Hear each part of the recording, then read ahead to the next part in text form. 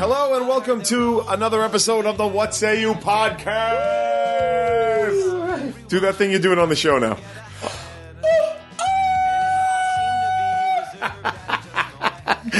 We do these live shows all the time, as anybody listening knows by now, and Sal has started injecting this fucking noise into it at a certain part of the show.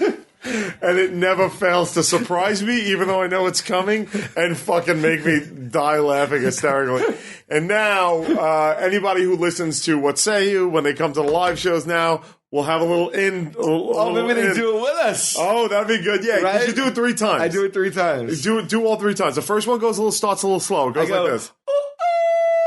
Then I say something that Sal says. Then I say something else, and Sal goes.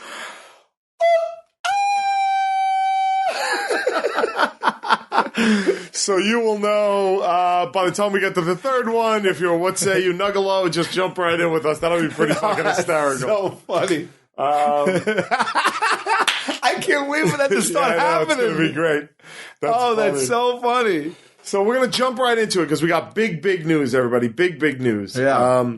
As you know, we're doing the Fast and the Furious podcasts. That's correct. First one got released about a month ago. The second one has been recorded. Yeah. It'll be released next week. Yes. And then we'll be doing them, to coin a phrase, fast and furiously after that. Because we need to do 4 more in the next month. Because on Tuesday, March 31st, doors open at 7. We don't tell location. No location. Not allowed. Secret location. Secret location. Doors open at 7. At 8 p.m., the screening starts for the official What Say You podcast sneak peek of Fast and Furious 7 that Universal is setting up for us. How cool is that? That is fucking unbelievable. You know, like it's. Thank you to. We will not say specific names, but you know who you are. Yeah, Patrick. We'll say Patrick at Universal. Thank you so much, Patrick. Patrick, I gather we learned as a listener, of the podcast, and he offered it to us, and we are flattered, completely blown away. Yeah, can't even believe it. Like.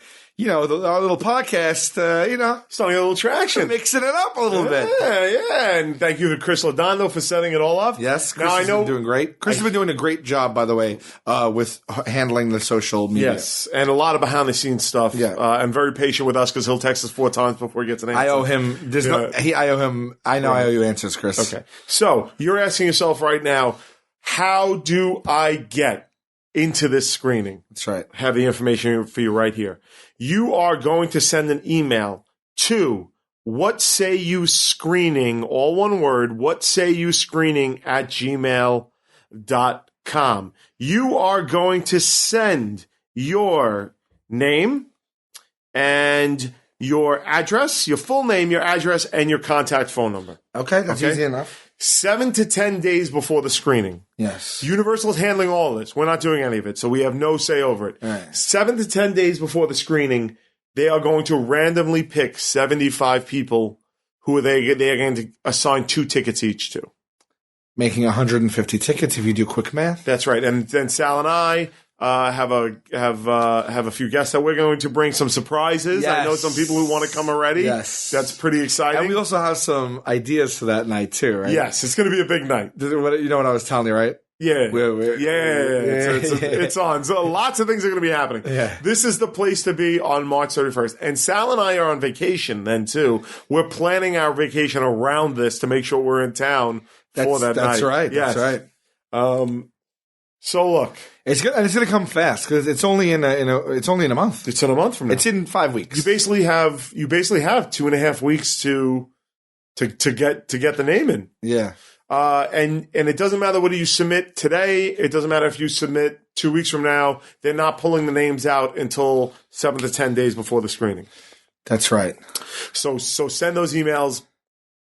And let's have ourselves a fucking time. Well, what I hope is that, like, if you win, you know someone who's a What Say You fan. Right. I'm hoping that it's not like, 75 What Say You fans and guests that never heard What Say You. Right. So I would just appeal to you to say, if let's say you listen to it and you have a boyfriend or a girlfriend that you feel obligated to take, but they've never heard the podcast, which is silly because I'm assuming all couples listen together. Right. But while they're having sex, I assume. Yes. I say you reach out and you tell You tell your significant other that if they don't listen to us, that you have to take someone who does. I mean, just tell your significant other, hashtag go fuck yourself. That's all. GFY. That's all. It's for good reason. It's for good reason. And it's going to be in Manhattan. I don't know if we mentioned that. New York, New York. It's going to be Midtown Manhattan. Concrete jungle where dreams are made of. That's right. There's nothing you can do. That's right.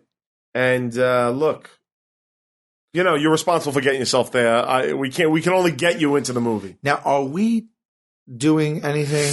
We have to see the logistics of that. What Sal is referring to, not so subtly, is can we pull off a live What Say You that night? We're going to look into it. Yeah, we also want to have fun. Yeah. So this with you guys. You're with you, but it might be daunting to set up another thing. But then again, if we're controlled, if it's this 150 people, right, and we make the announcement, right, we're going to try. We don't know yet. Yeah. All we know is send in your information to, once again, whatsayyouScreening@gmail.com. We're going to have a fucking blast. We're going to have a blast. Yes. I mean, this is going to be one of those, you better come ready to cheer, clap. I mean, we want to celebrate this movie and give ourselves and Universal a memory. Right. That this gift is bestowed upon us. We are not going to squander it. No. We're going to go in there. We're going to have a blast. It's going to be like when I saw Rocky 3. Yeah. Rocky 3 and Rocky 4. Mm-hmm. My dad took me to see it at the Lane Theater on New York Lane. Wow. And that was my first Rocky that I saw. And people were like, it's like the screen was the actual boxing ring. Right. Like people were on their feet, whistling, screaming. Yes. That's what we want. We want to celebrate it. So get those emails in. Speaking of Rocky, did you see he's making a new Rocky movie? I am not sure that I did. It's called Creed. It's about Apollo Creed's grandson, who's played by Michael B. Jordan, is a young boxer, and Rocky takes on the role of Mickey in this one. He's an old man in it. Old man like prosthetics, or old man just who he is? Just who he is. Yeah. And it's called Creed, and it's filming right now. Did he write it? He did write it. He's not directing it. Yeah. Sylvester Stallone wrote it. He wrote it, yeah, not directing it. So I can't wait, because I love Rocky Balboa. I thought Rocky Balboa was such a good He's movie. one of the best American characters of all time. I welcome Creed with open arms. So it's called Creed. Are they putting Rocky anywhere in the title? As of yet, no, but everyone, who doesn't know? You're living under a rock if you don't know. A lot of people don't know. And actually, that brings me full circle. Carl Weathers is not in it? He died in the movies, remember? Oh, he died in the movies. Drago killed him. In my head, I'm like, is Carl Weathers alive? No. Of course, he's dead, yeah. And before we started recording, we were like, well, we didn't know if we were going to record because we just finished doing the Too Fast, Too Furious podcast. Right. And as you'll hear next week, it took a lot out of us. Right. Oh, we're going to release this first. Yeah, we release this first. Okay. I want to get this up by like Tuesday or Wednesday. Gotcha. And then we'll, get that out there. Okay. Took a lot out of us. Yeah. But here we are. But see, the thing too is we have a great. Well, I'm still excited to watch the next Fast and Furious. Oh my God. But we also have a really good, fun podcast coming up, which is the one we touched on last week, where Q and I are going to handwrite and draft a bunch of legitimate letters that we are going to mail to the teen magazines. Right. Based on my Alyssa Milano files. That's right. My letters. And we were just talking about it, and we were just laughing our asses off. Yeah. But we didn't know whether we were going to record right now. I said, I do have a What Say You question I wanted to pose to Sal. Yeah, we can this is going to be a kick it old school one. That's it. Just two guys talking. Okay. What say you? So now, a lot of our audience of Impractical Jokers and the podcast, what's the matter? Just making sure it's on. Oh, it's recording. It's recording. A lot of them are a little bit younger than us. Yeah. If you come to our live shows, you'll see people of all ages. Sure. So my thought, Sal, was just like, we don't have children. No. As of yet. No. I probably never will. You claim that you want one. Yeah, I don't know if I see it happening. I don't know. I want one. All right. I want more than one, actually. Okay. And I also believe I might adopt. Okay. I think that's an important thing. Okay. But we haven't had a chance to pass things down to people. Like fathers introduce their sons to baseball teams. Fathers show their sons and daughters their favorite movies. Yeah. So my thing... That's like one of the most That's one of the best things to look forward to. Right? Like, after you clear like the first like 4 years or whatever it is, where it's like all the other special stuff, right? Then you start getting this like kind of you're getting someone who understands, right? And you just want to make them a mini you. Yes, yeah. So my thought was, if you had something that you wanted to pass on to the What Say You audience, maybe specifically the younger ones, but we can't assume that everybody of all ages knows everything anyway. What's a relic from your history that you would not you can't say Star Wars because everybody fucking knows Star Wars. Uh-huh. You know what I mean? Like a niche thing, sort of, that isn't really getting a lot of love these days. Are we talking about in what forum are we talking about? Any. You talking about movies, music, a food that I love? Like, what are you talking about? Anything. Whatever pops in your head when you say that. Like, what do you want to expose the listeners of What Say You to that they might not have gotten? I immediately go, this is going to be lame. It's a lame answer. No, it's not lame. Music. I immediately go music. What do you got? it's going to be so lame. That's all right. I like old music. And I don't really listen to the radio.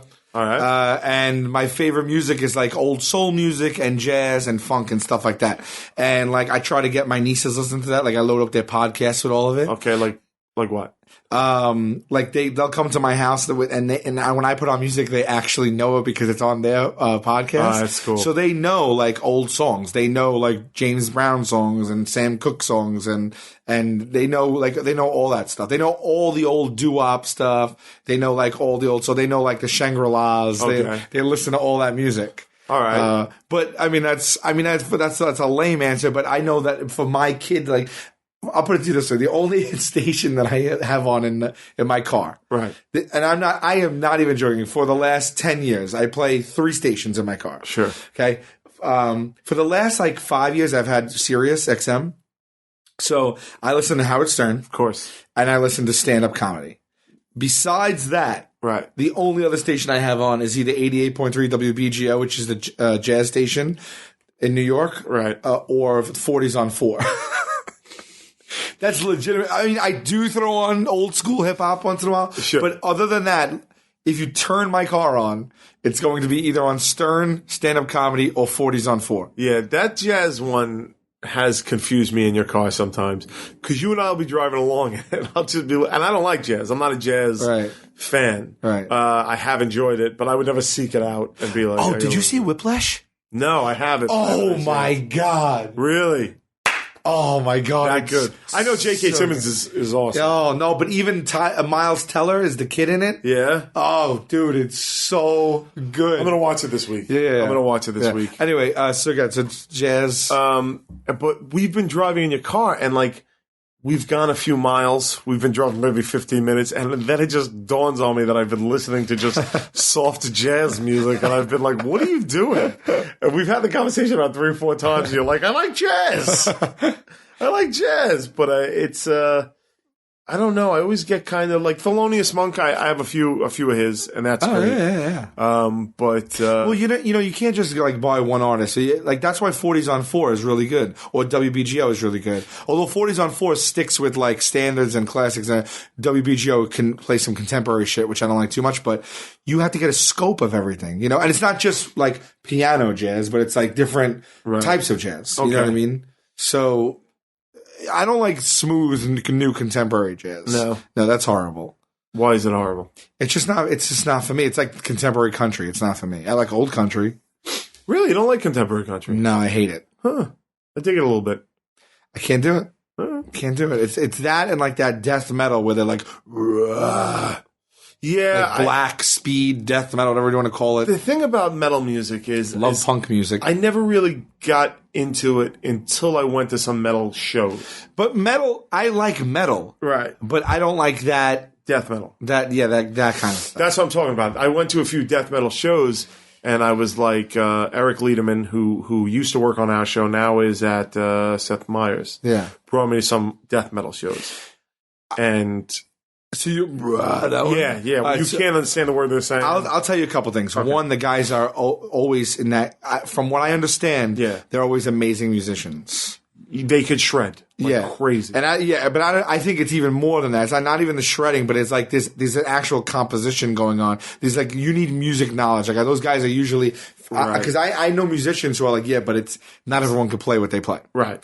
That's number one. Number two is I understand going live and then having a sense of community with them, because I'm sure it's I'm sure it's fun and cool live. I mean, it's beyond that. The music does something to you when you're standing there. Like my fists, my hands ball into fists, and suddenly I'm like, oh yeah, like fuck this, and, and then I want to mosh, and then all that shit goes down. But I've tried to listen to it at home, and I can't pull it off. That's what I'm saying. It's tough. And I'm a classic rock guy anyway. Like that's mainly what I listen to, blues music and stuff like that. Okay, all right. So, but let's narrow the focus down a little bit. You have to introduce, because right now you're saying a whole spectrum of music, and I want to see you even drill down a little bit more and be like one artist. Oh, okay. To be like, this is what I want to. Well, I mean, but then even my one artist that I would pick is going to be something like saying, like if I say Sam Cooke, Otis Redding, Ray Charles, James Brown, like that, those are just legends. Right. So it's not really, it's like saying passing down Star Wars. So you don't have anything you don't think that was kind of like a... Well, comedy, like, okay. I can't wait for my child to sit with me and like literally listen to jazz music and just watch hours and hours, listen to hours and hours and hours of stand-up comedy. Okay. Like I want to like discuss in detail jokes with I want my, like I say son, but even daughter to have like a passion for it.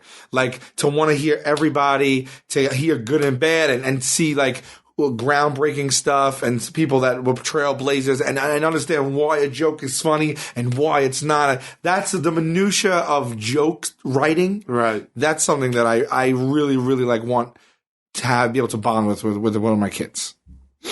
But that's not what you're looking for, really, though. Is that a dangerous thing to say, though? Because don't you have to kind of let your kids lead that a little bit? What do you mean? Because right now what you're saying is I can't wait to do these things with my kids, but what if comedy doesn't resonate with them? Well, all I mean is that I'm hoping that if they like what I like, and then I get a mini-me, and then, because that happens a lot, right? Oh, if they don't like what I like, I just completely, like, they're out of my life. Yeah. Fucking, they can live with their mother. Assuming you don't... I'll be divorced. No. Yeah, I'm just assuming, that's got to be tough, too. But I see it a lot, because almost, like... Let's take an arbitrary number. 100 of my friends right now. I would say 90 of them have children.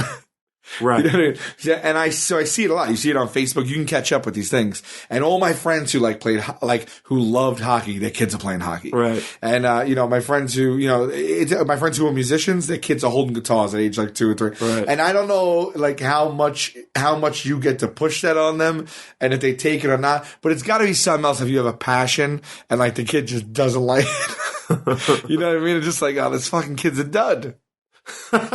Which is not a fair assessment. Yeah. Because the kid could just have his own passions. Right, but according to, like, your own, he's a dud. She's a dud. Now you're making me worried. If you're a woman and you have a, like, let's say, let me think about it. Let's say there's another creative, you're an amazing chef. Okay. All right. And there's food. You grew up around food in the house. You love cooking, even if it's just by hobby. But there's always local, stuff in your house, and you're always fiddling with recipes, and you love it. Right. You love cooking for people. And then that boy or girl, like, just doesn't take to it. You got to be like, oh, this fucking kid is a dud. Yeah, I guess. He's a dud. What's he? He wants to play with, like, what is he? At what age? Can you be like, oh wait, no, they're still too young to take to it, right? Or they're past it, they're never going to take to it. I don't know. Well, can that ever happen?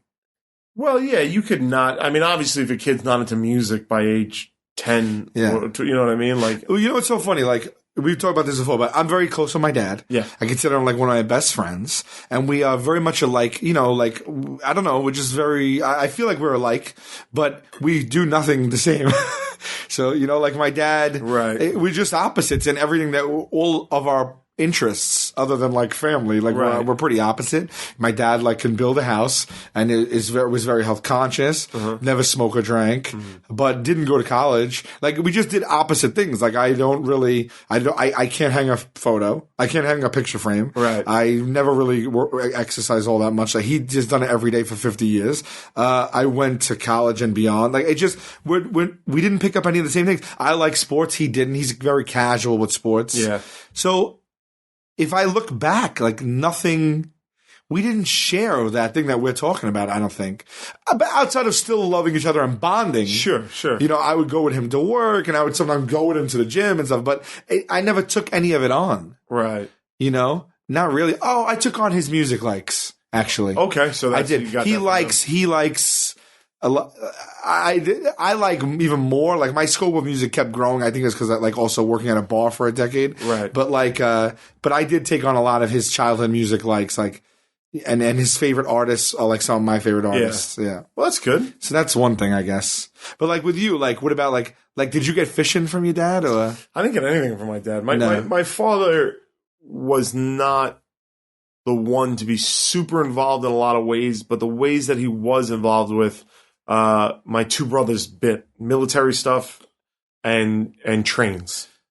Trains with your dad. Trains. Well, my father drove subways, trains Right. for the New York City Metro, Right. the MTA for 20 years. Right. And then, right. Okay. And he's a train guy. My grandfather was a train guy. Right. My dad was a train guy. And growing up, they would be like, we would take these trips to, we've talked about this before on the show, to like these train things. And my two brothers would go fucking berserk. They would love it. Right. And I was always just like, I would be like, Right. all right. I get it. The trains are kind of cool, I guess. Both my brothers work in the railroad industry now. Right. They loved it growing up. They both have train sets. They talk to my dad. They get together with my dad. They talk about all these train things. Oh, wow. Yeah. And So what do you do? Do you just that is what it is for you? You're not like, I wish I was. It's just Yeah, sometimes I do, but I just wasn't my interest. Right. Like, what am I going to do? You know what I mean? you're the dud. I'm the dud, right? I'm the dud. But you know, and then the military. My father was in the Air Force. My older brother was in the Navy. My younger brother did all the what is that shit in high school? The where they pretend to be in the military. Oh, ROTC. Yeah, ROTC. Yeah. You know what I mean? And they were all into the shit. I never had an interest in that. Pretend to be in the military. Yeah, the ROTC is not where they dress up and like they pin fake badges on you. I always thought it was like the farm system or something for that. I don't know what it is. Yeah, I don't know. It wasn't until I joined the fire department. just completely we just completely like what's the word I'm looking for? We segregated every ROTC listener. No, they get it. They know. They know they just flipped around a gun for no reason. But it wasn't until I went into the fire department, which is a paramilitary organization, that I was able to kind of, like my father kind of like was able to bite into that a little bit. But at that point I was 28. Right. So what are you going to do? So yeah, I never really had that thing. My father would take me, he told me how to drive stick. He took me, fishing every once in a while, but there was never really any solid common ground between me and my dad. Yeah. So, well, who knows? Yeah, I like when my parents come to watch me perform.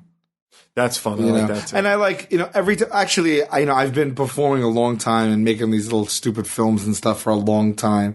Some of which are probably horrible, but I always liked my parents' enjoyment in that. Yeah.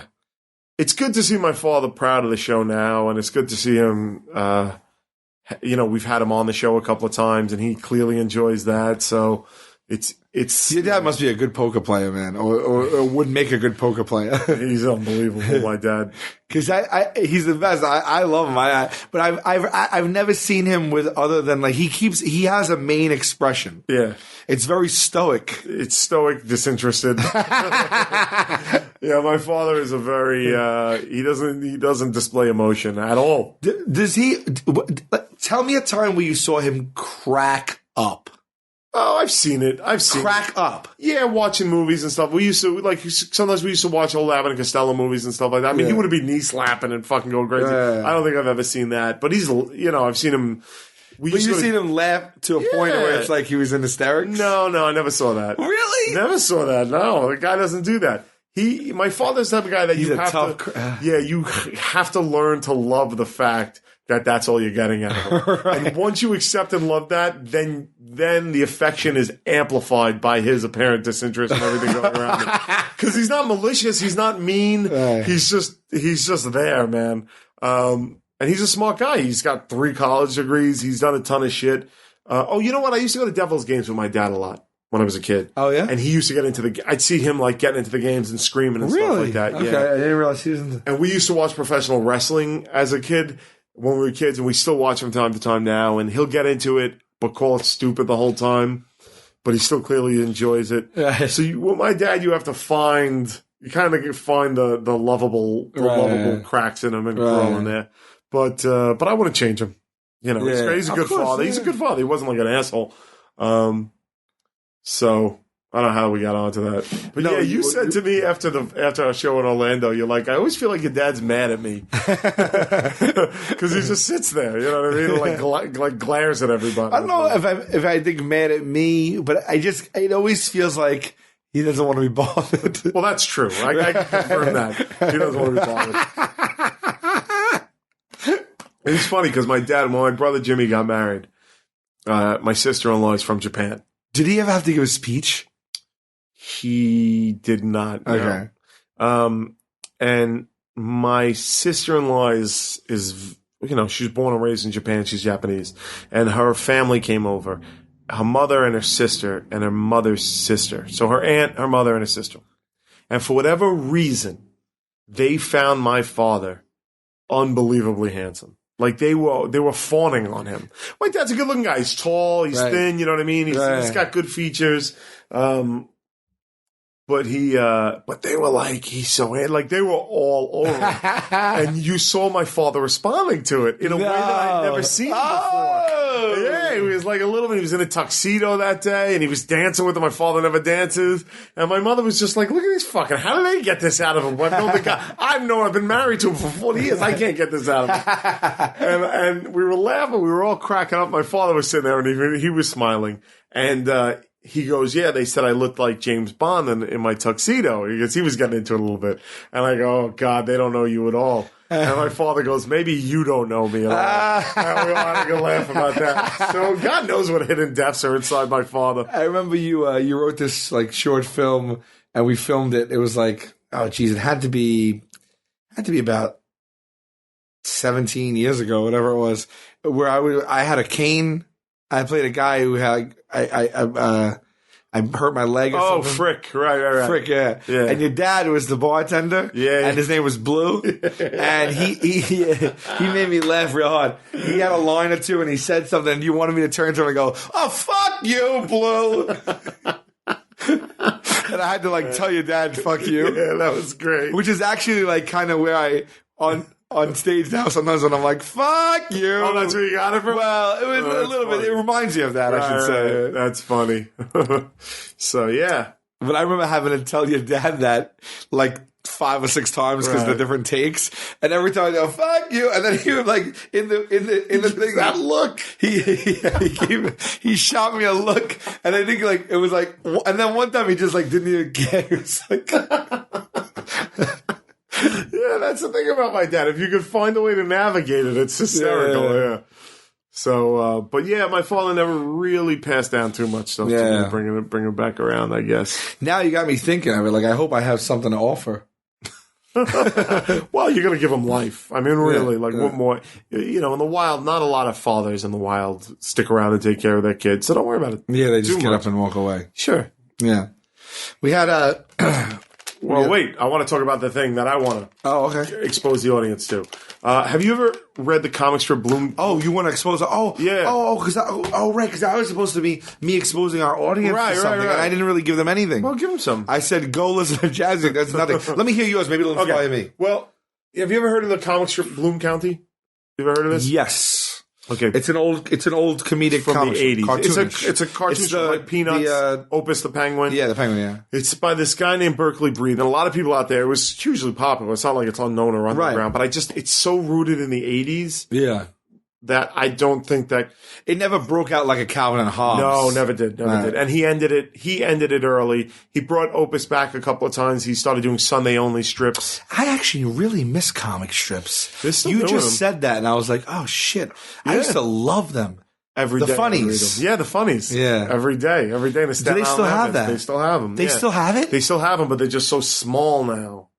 You know Oh, what it I used to mean? be its own thing. It used to be a whole multi page. pages, color pages. Right. Yeah, we just been talking about Kathy, Right. Family Circus. Sure. Doonesbury, all time favorite. Far Side, Far Side, of course. Right. Calvin and Hobbes. Peanuts. Yeah. I mean, they're still going. They're still out there. Really? Peanuts, they still run. They run reprints. But you mean people Garfield. are working? Yes, Garfield. Yeah. Garfield and Heathcliff. Actually, I used to buy Heathcliff. I used The to buy books. the compilation books. Yeah. Heathcliff was actually probably one of my top ones. Yeah. He's always overturning them garbage cans, yes. looking for that fish bone. Heathcliff. Did they not make a movie out of him? They did one out of Garfield. They did like animated things years ago, right? Like He had a cartoon, yeah. Yeah, I don't think. I can't believe Heathcliff wasn't rebooted. Well, wasn't Heathcliff basically just a ripoff of Garfield, or like He was an orange cat. right? Outside of that, I don't know. You think I enjoyed Heathcliff. sure.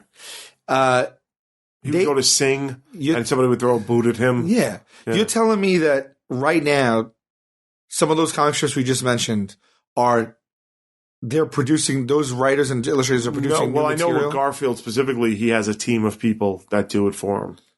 Jim Davis doesn't draw him anymore or write them. But there's an office Yes. where people report to work and write comic strips for Garfield. Yeah. That are put in paper periodicals. Yeah. Oh, I thought that they were gone. No, it's still out there. Okay. It's still out there. So Bloom County Okay. was based on it's this county called Bloom County, and it's the characters that live there. But it was such a smart political like week in week out. This guy Berkeley Breathed, who wrote it, would just skewer politics and pop culture, and he did it. He made a lot of enemies. He did it in a real smart way. Really? Yeah. That's probably why as a kid I didn't like it. It was too political, Yeah. but I loved it. Right. And the cast of characters: Opus the Penguin, Steve Dallas. Like Steve Dallas was a womanizing lawyer, and you know how I always buy aviator sunglasses? Yeah. It's because of Steve Dallas. Okay. Wore them in the strip. So as Yeah. a kid, I was like, "Oh, that's fucking awesome!" Right. And when he brought Bloom County back years and years later, he aged them in real time.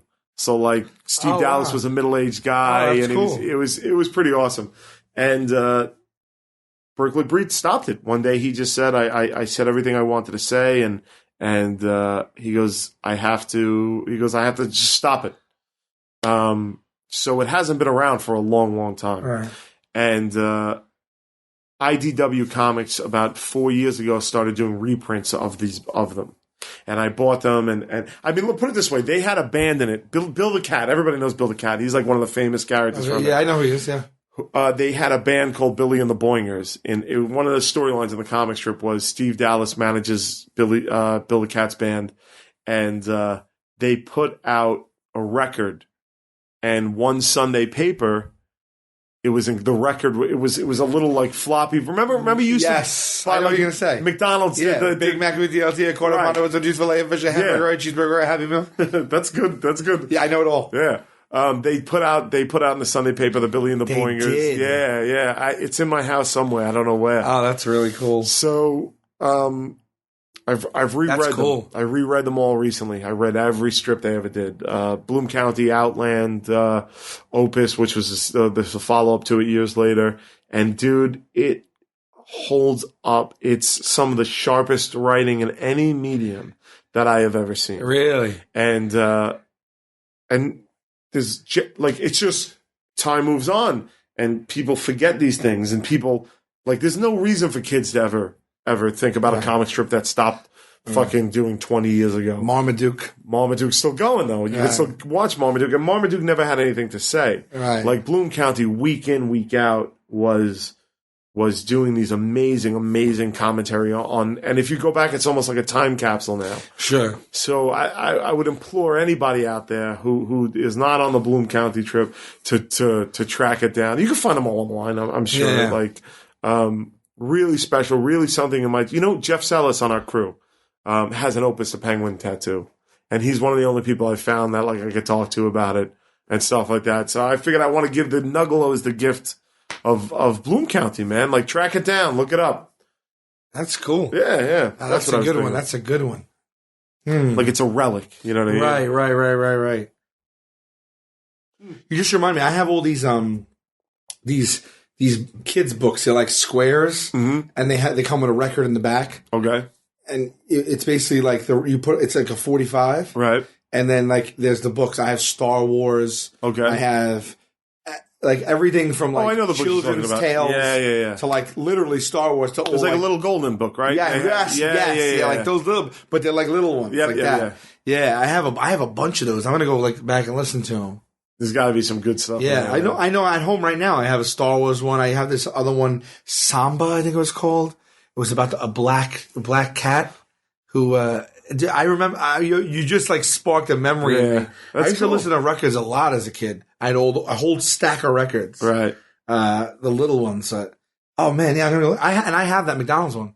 Really? I have the literal. Like the floppy McDonald's. Oh, we gotta play that. It's a square. Well, tell them what it was because McDonald's. So McDonald's, you might remember like nowadays McDonald's still does the Monopoly boards, I think. Yes. But in the 80s, like when they did Monopoly and you had to collect Monopoly pieces, it was a big deal. It was like it swept the nation. Right. Like a lot of like I don't know if it's because I don't watch TV that much now or that we're saturated with content between 500 cable channels and the internet and Netflix and YouTube. But television and ad campaigns really resonated more with at large with society than they do now, I feel.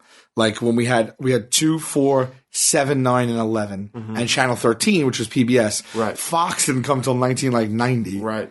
So we had like 6 stations. Right. So that's what, things were, there was 30 million viewers. That was it. And when a commercial or an ad campaign came on, you saw it over and over and over. Sure. And like, where's the beef?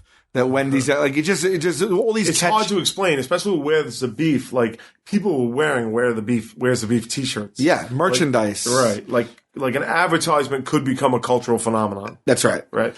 And so, like, much like McDonald's has the monopoly, they had this thing, and I think it was what it was they showed a commercial of a guy singing a McDonald's jingle, I think. Yeah, it's a song. It was. Well, I mean, we can find it online in a heartbeat. Setup. It was a weird setup where they would ask him a guy on the street. And you had to know the whole song. I thought it was right. Did you have to memorize the song? Yeah, it was something like that, something weird like that. And then they put this record. It was like a floppy vinyl, but it still played on a record player. And it was like a little sheet of like cellophane, but it was a record. Yeah. And you put it in the paper, or you got it at McDonald's, and it was the song. Yeah. And I'll find it right now. And it was. It's a guy, and he's like, all right, guys, you ready? We're going to sing this song. Let's see if you can keep up with me. And then he said, Big Mac, BLT, a quarter pounder with some cheese filet fish, a hamburger, cheeseburger, a Happy Meal, McNuggets, tasty golden french fries, regular or larger sizes, chicken salad, oriental. And it would start messing up on the record. Yeah. And they'd be like, oh, and he'd be like, no, guys, come on, let's try it again. And then it'd restart it again. Big Mac, BLT. What would you look that up if you were looking? Try McDonald's song. I don't know. Now, song is gonna be. It's gonna be like. Ba-da-ba-ba-ba. No, people. Come on. Record. McDonald's record song. Here it is. You got it right away. Here it is. McDonald's menu song. 80s giveaway / advertisement.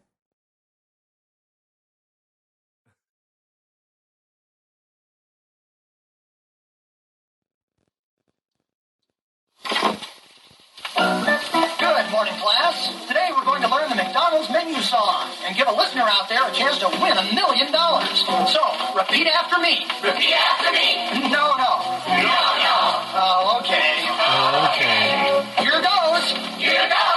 Big Mac McDLT, a quarter pounder with some cheese fillet, a fish, a hamburger, a cheeseburger, a Happy Meal, McNuggets, tasty golden French toast, regular or larger size of salad, shepherd garden or a chicken salad, oriental, big breakfast, steak, McMuffin, hot cakes and sausage, maybe biscuits, bacon, egg and cheese or sausage, Danish hash brown, soup, for dessert, hot apple pies and sundaes, 3 varieties of salsa, corn, 3 kinds of shakes, some chocolate, chip cookies, and a drink, a Coca-Cola, Diet Coke, and orange drink, a Sprite and coffee, decaf, 2, a low-fat milk, also an orange juice. I love McDonald's, good time, great taste, and I get this all at one place. Got it?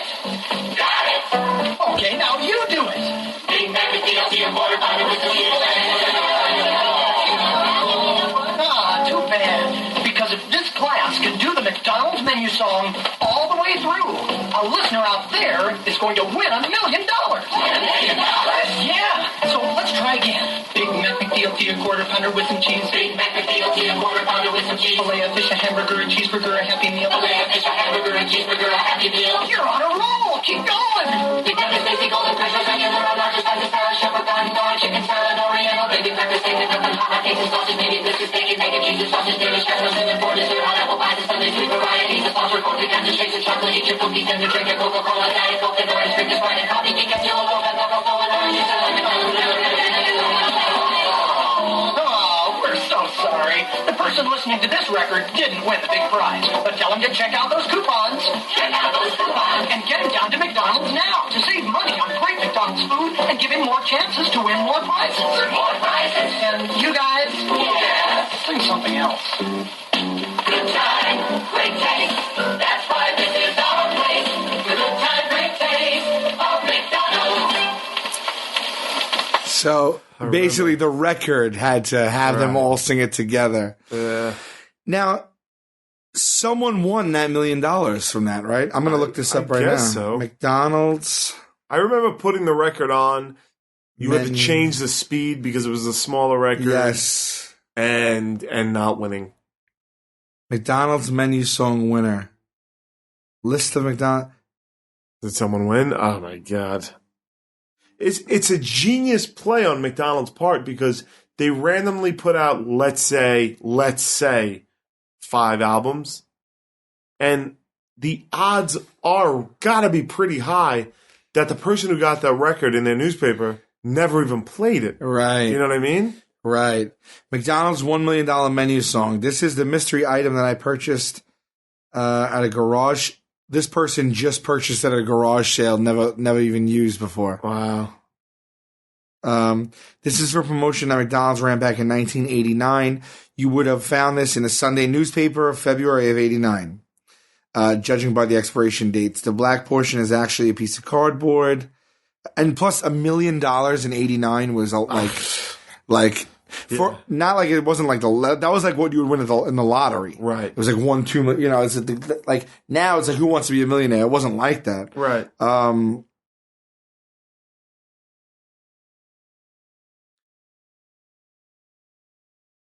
The stated odds of having the winning record. Okay. Want to take a guess? I'm bad with numbers. This was printed on there. I guess they always have to do that. The stated odds. Take a guess. 1 in what? 1 in what would win $1 million? I can't even 1 in a billion. Well, that's a lot. Yeah. 1 in 80 million. Those are bad odds. 80 million.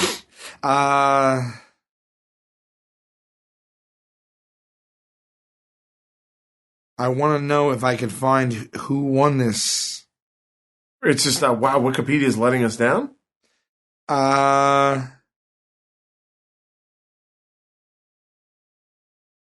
it's just that a lot of people talk about the song, but they don't talk about... Let me see, let me write. Oh, hold on, here's Wikipedia. Bear with us. List of McDonald's ad programs.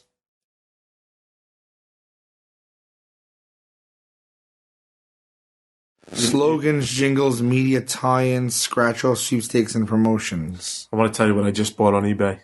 Right now? Yeah. Did you buy one of the records? I bought the Billy and the Boingers record. No, you didn't. I did. In the time we spoke? It was only $10.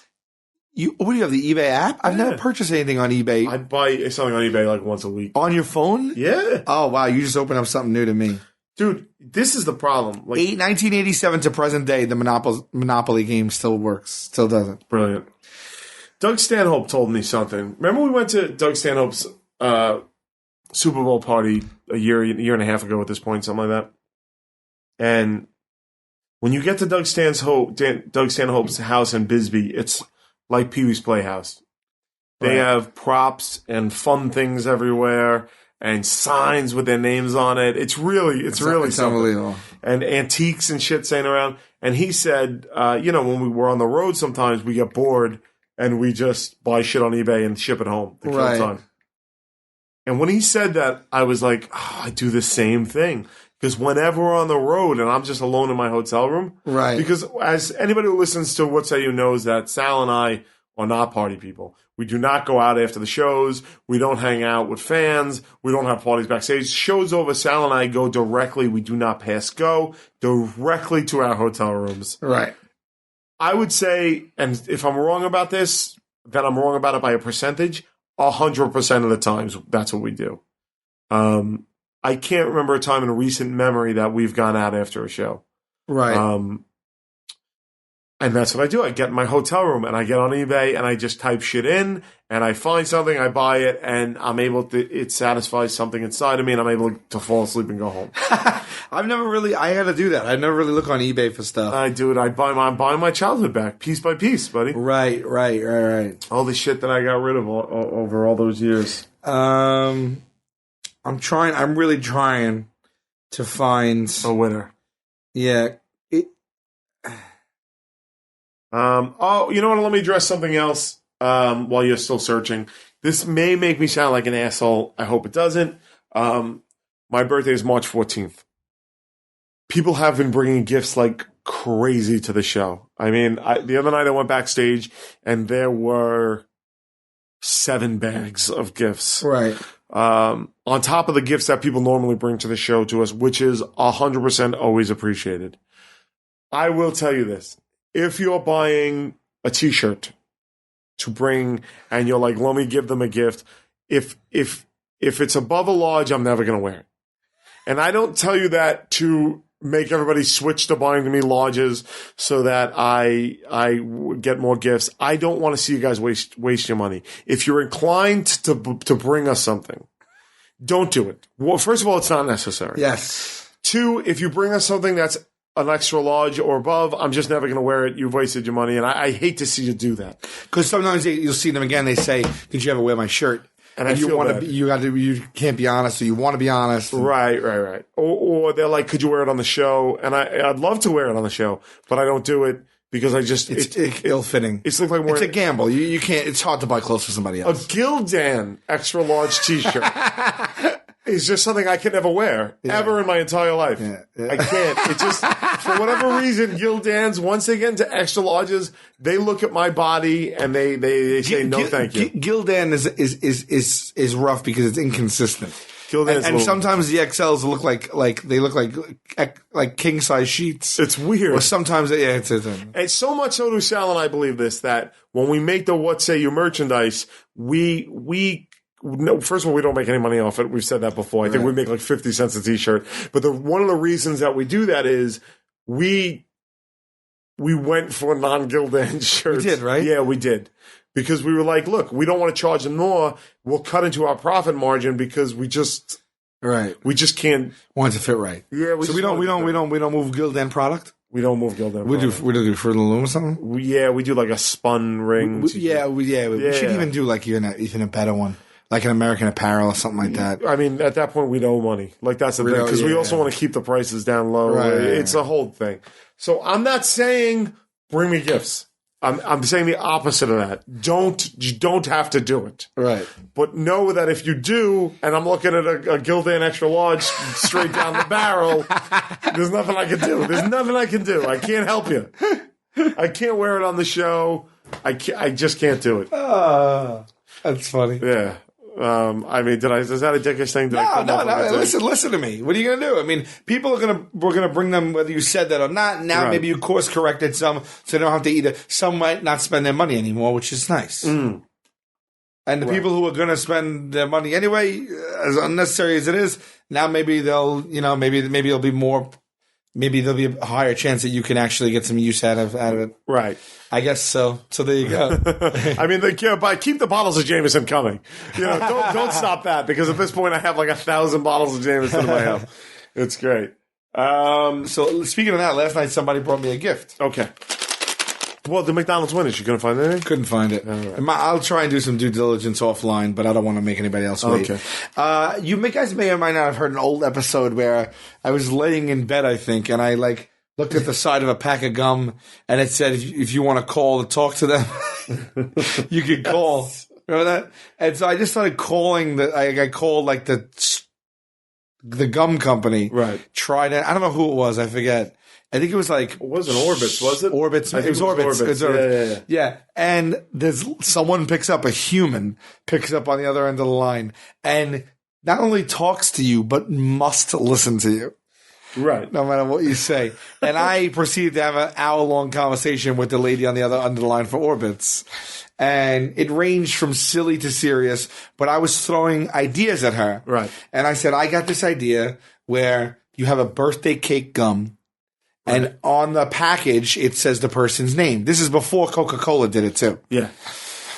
And, this is genius. I'll tell you why. Because people are going to buy gum already because it's gum. Right.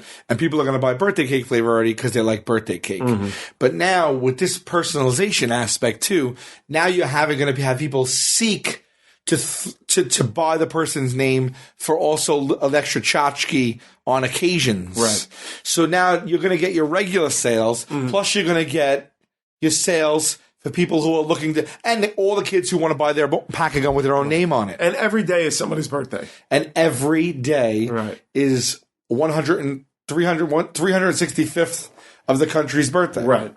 So, right? Yeah, dead right. So I said, listen, and this is how you do. And she told me, I forget what she said to me, but I think she said fine, I'll pass that along. And I said, all right, what's my cut? And she said, no, you don't get anything. And I said, well, then you don't get my idea. Mm-hmm. And she said, well, I wasn't forwarding it to anyone really anyway. Like, they just look at it, they don't do anything with it. That was the big reveal at the end. Yeah. I was like, well, then why are you getting a salary and why are you on the end of this line listening to me? Right. Someone's seeing it. Like, it doesn't make any sense. So you're telling me either that it's one of two realities, is that they're getting all of our ideas and not poaching any of them. Right. Or you are just there as a complete, it's smoke and mirrors. Right. Like, you want to, questions, comments, concerns is a big crock of horse shit. It turns out that's what it was, a crock of horse shit. So she says.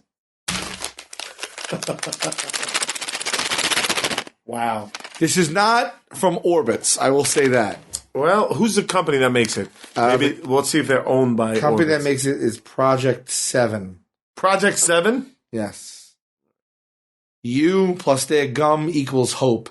Text message peace to 41411 to get current giving reports.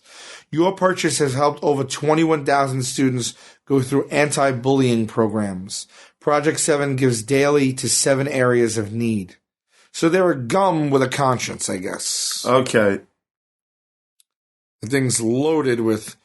This is another thing I want to do with you. I want to read ingredients to something, and we have to try and guess what it is. Because, you can't tell, between, I'm telling you, chewing gum or shampoo sometimes, what is what. I thought of that game recently. I don't know if it's fun, but, for example, this has sorbitol, malitol, gum base, maltol syrup, xylitol, natural and artificial flavors, glycerin, titanium dioxide, aspartame, soy lecithin, acyl sulfame K, gum arabic, resinous glaze, carnauba wax, neotime and BHT, phenylalanine, soy. This thing is fucking loaded. I heard a couple of bad buzzwords on there. Nothing against you, Project 7. You're doing some good shit, obviously. Yeah. But and that's the thing I went into her last time with the phenylalanine. Yeah. And she was like, "Oh, it's a form of sugar." Remember we were going into this whole thing about sugar? Yeah. Anyway, I'm holding in my hand birthday cake gum. All right. Great tasting and world changing birthday cake gourmet gum, sugar free. A little thing, buddy, that came out January this year. No fucking way. Yeah. Wow. So, All right. what's up? I'm going to open it up right now. We're going to test it out. Much like in episode 3 of the Tenderloins podcast where I tasted pie Hawaiian pizza. All right. Oh, the Don Ho podcast. Yeah. All right. Oh, Yep. smell the bag. Smells straight up like icing. Oh, yeah. I mean, that's straight up like that icing. It's delicious. It smells delicious. Now, what we're doing This is here loaded with shit, though. is we're going... Aspartame, phenylalanine. It's all chemicals. So, yeah. We are now... There's an excellent podcast, one of my favorite podcasts ever, actually, called Mike and Tom Eat Snacks. Yeah. Oh, that's right. Right, which is Michael Ian Black, who we recently got to spend some time with. Yeah, we just hung out with Mike all last week, actually. We were together on a project. But I was a fan of the podcast way before. Yeah. And what they do is they really just literally free associate and talk about absolutely nothing. And then at the end, they eat a snack. They pick a snack, they eat a snack, they rate a snack. Yeah. They call it the PER system. That's every episode. It's fucking absolutely brilliant. Yeah, Mike and Tom Cavanaugh of Ed. Mm-hmm. Oh, I didn't say of everything really, but he you may know him from Ed. He's on the Flash now. Yeah, we met him in San Diego. Could not be a nicer guy. Yeah, very nice guy. It's one of my favorite podcasts ever. Yes, it's I just listened to the last 2 this week. It was Twizzlers, and the week before that was Chips Ahoy. Pirates Booty was a big one I liked. Pirates Booty was a good one. All right, so did you chew this yet? You eat it? It's him. So we're stealing a page from their book, but that's because we're loyal mateys. Well, I'm tasting this because they ripped off my idea. It doesn't hold up. It tastes like somebody spraying chemicals in my mouth. Yeah. It's actually crossed the borderline into disgusting. It tastes like an artificial cake. It's actually completely unpleasant right now. Yeah. It's sugar-free, but it tastes very sweet. Oh my God. That's horrible. I don't think it's as bad as you think it is. But I wish I had something to compare it to because I'm getting a slight cake flavor, but it's like also not. It's how I imagine if a Canadian goose flew into a bakery and ate a child's birthday cake, then flew out of the bakery, then went to Clover Lakes Park, which is on Staten Island, and shit. No. And then you tricked me into eating that Canadian goose shit. I imagine this is how it would taste. Oh, wow. It's a rough review, especially because they're doing so many good things with Hope. Well, we only have their word for that. Yeah. I don't know that they're actually doing anything for Hope at all. Well, look, this is 2 people's opinion. I'm sure they have other flavors, and their mission statement is good. I can't vouch for them, but it's called Project 7. Why are you sucking their dick? No, I'm not. I'm just not throwing them under the bus just because we don't like the birthday cake flavor. They might be good people. They might not. But I never made a comment on the type of people they are. We're talking about their product. You're absolutely right, but I don't want the listener to be skewed. I want to be clear. A little shout out to the guy who gave me this last night at our show. Yeah, I'm so sorry that I forget your name, but I know exactly what you look like. Right. And I asked you your name so I could say it on the podcast, and I forgot it. And that's on me. But he was wearing a video game T-shirt. Yes, and you gave me this, and you said they stole your idea. And I appreciate it. I mean, I don't know if they stole my idea. I'd like to think they did, but I'd like to think they didn't and did. If they stole it, they fucked it up. Yeah. That's what I'm saying. I mean, was there never a birthday cake gum prior? Did I break that ground? I want to say you did. You want to rate the snack? I'm giving it a 0. Hold on. I'm giving it a 0. You're getting it? Oh, they don't have a phone number. Yeah. I would have called them right now. Yeah, well, of course, they're going to hide. You can't put out that product and have people want to fucking contact you. Scale of 1 to 10? Yeah. Well, now we're doing the Mike and Tom. Wow. Scale of 1 to 10. A straight up 0. 2? 2. Yeah. All right. Oh, but I'm not a sweets guy, as it stands anyway. It lost its flavor relatively quickly, too. Disgusting. I think kids would like it, but I mean, you're pumping your kids full of chemicals. Kids are stupid. Let me tell you something right now. Go ahead. Us and people after us are in trouble. Why? Because the kids these days, there's a health movement, but as for the country at large, we are pumping, just pumping chemicals into our children. Yeah, that's not going to end. It's not. That's why they say that. I don't know if this is true or not. This is might be able to file this under urban legend. That children are developing earlier now because of all the chemicals and shit. Oh, okay. Yeah, well, there's tons of documentaries on Netflix that are in my queue that I'll never watch that are all about this. Right, but they're in your queue. Yeah. Oh, it's the important thing. The intent is to watch it. Sure. Intent counts for a lot. Ostensibly, yes. It's all these things about, Monsanto and the food industry and the processing of food and the carcinogens and all that stuff. Right. But I read enough because what I do is I read the summary. I see. So I read the summary to dozens of these documentaries. All right. So you're well read on. And I'm just warning you, based on my review of a couple of dozen summaries on Netflix, look out, America. We're pumping too much into our children. All right. Well, look, we're going to wrap this up, right? Yeah. So we got this week is out. Next week's already recorded is Too Fast, Too Furious. Within the course of the next 5 weeks, you'll be getting the rest of the Fast and the Furious ones. Yes. That's going to happen. That's a guarantee. And that's it. Do you want to make a phone call? Yes, I'm going to make a phone call. We're in D-Town, so I'm going to call Detroit area code. Also, Practical Jokers is on Thursday nights. Oh, that's right, yeah. All new episodes every week. We are not taking any breaks. So we're on for a while, and we are on the road. Come see us. We will be in St. Louis, Denver, and Houston the first weekend in March. And in the middle of that week, I think it's March 11th, we'll be in Port Chester, New York. And then come April, you can see us at the Wild West Comedy Festival in Nashville on April 16th. We have 2 shows there that night. We're part of a big festival. We added a second show. We want to see you guys. We'd love to sell it out. If we do sell out the second Tenderloin show, there is a chance Q and I will do a live What Say You down there. Right. So that will be even better. And then, the rest of the tour dates are on the tenderloins.com. Right. Okay. All right. I'm going to ask this person about Fast and Furious if they pick up. Oh, that's a good call, buddy. Good call. All right, here goes nothing. Did you block your number? I did. Okay. I did. Here we go. Come on. It's ringing. That's a ring. That is a ring and a half, my friend.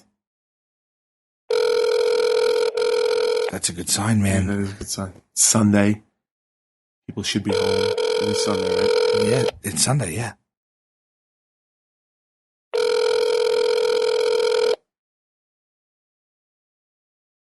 Come on. Now this is where I get that hump where I start losing faith. Come on, man. Come on. The last Extension 65125 doesn't answer. Please enter another extension number. Go, you got round 2. You have dialed an invalid extension number. Go again. Please re-enter the extension of the person you wish to reach. Thank you.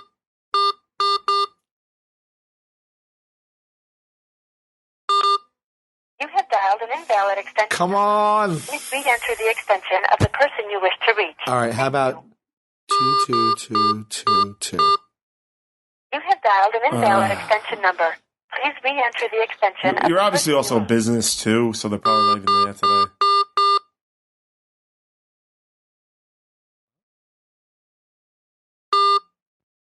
is invalid. Personal assistant.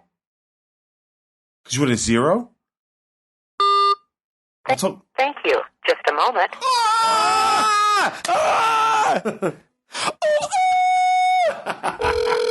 Oh, shit! This is a hard 1-1.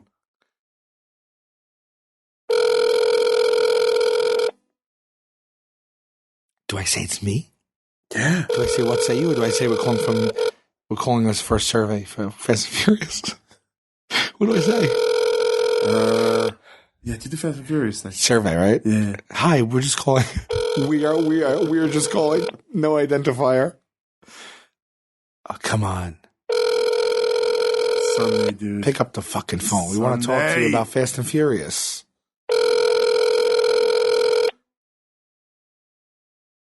Piece of shit.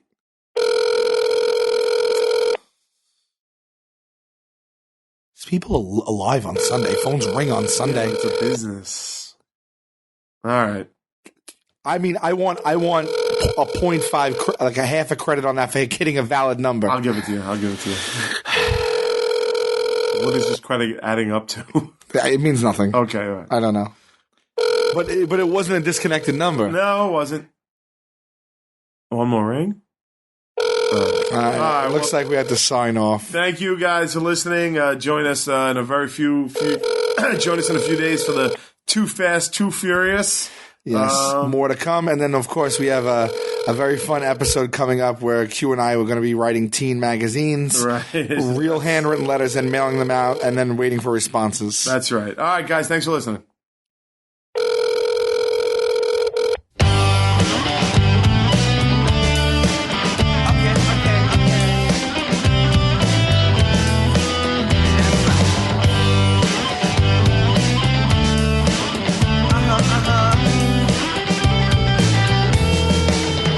I heard that Rome wasn't built in a day. Then how come everyone is rushing to get ahead?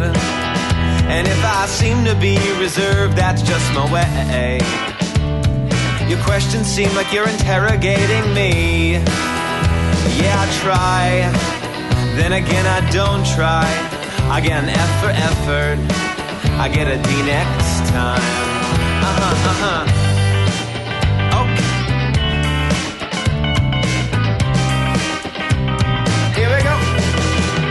I heard the lemon metaphor 4 million times. And I don't stand for lemonade, don't ask me why. And would a beverage stand be a job that be desired? And where would I get the wood, and should I try? Should I try? Then again, I don't try. I get an F for effort. I get a 65. Yeah, I try, yeah, then again I don't try. I get an F for effort. I might as well just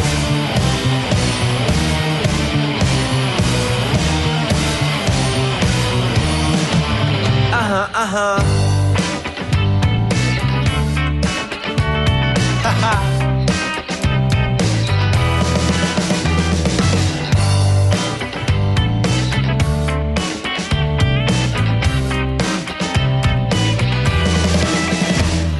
The currency don't grow like leaves on trees. Then how come my money comes and goes so seasonally? And I wish farmers planted plants instead of thieves. My friend pays a ton of green for greener groceries. Yeah, she tries.